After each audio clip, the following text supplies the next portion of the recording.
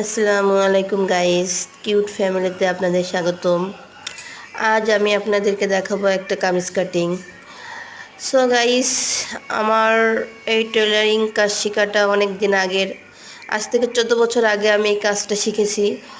অনেকেই বলতো যে আমার দ্বারা এই কাজটা সম্ভব না, কারণ আমার ধৈর্যটা অত ছিল না আর কি, ধৈর্য শক্তি খুব কম। সো যেটুকু পেরেছি নিজেরটা নিজেই করি। আমি অবশ্য অর্ডারি কাজ করি না, তবে আমার নিজেরটাই নিজেই করি এবং ফ্যামিলিরটা করি। গাইস, প্রতিটা মেয়েরই আমার মনে হয় প্রতিটা কাজ জেনে রাখা ভালো। আমার মনে হয় এতে মেয়েদের আরও মেধা শক্তি বাড়বে এবং তারা অন্যের উপর ডিপেন্ড না হয়ে নিজেরটা নিজেই করতে পারবে। আমাদের জন্ম কি শুধু বাচ্চা কাচ্চা জন্ম দিয়ে লালন পালন করা এবং সংসারের কাজ করে না। একটা ছেলে যেটা পারে, আমরা সেটুকু না পারলেও যতটুকু পারি আমাদের সেটা করে দেখানো আসলে আমাদের উচিত।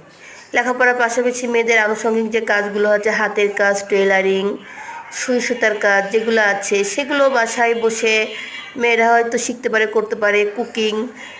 সো মেয়েদের এখন আর সে আগের দিন নাই যে ঘরে বসে থাকবে, কোনো কিছু করবে না। আমার মতে মেয়েদের সব কিছুই শেখা উচিত এবং জানা উচিত। আমার মেয়েটা ভিডিওটা করতেছে, ছোট তো অনেক, তাই ভিডিওটা হয়তো অনেক সময় কেঁপে কেঁপে যাচ্ছে। সো গাইস, যেটা বললাম, মেয়েদের আসলে আত্মনির্ভরশীল হয় সব থেকে ভালো বর্তমান যুগে। মেয়েদেরকে থেমে থাকলে চলবে না, সামনে এগিয়ে যেতে হবে, তাহলে মেয়েরা পিছিয়ে থাকবে না।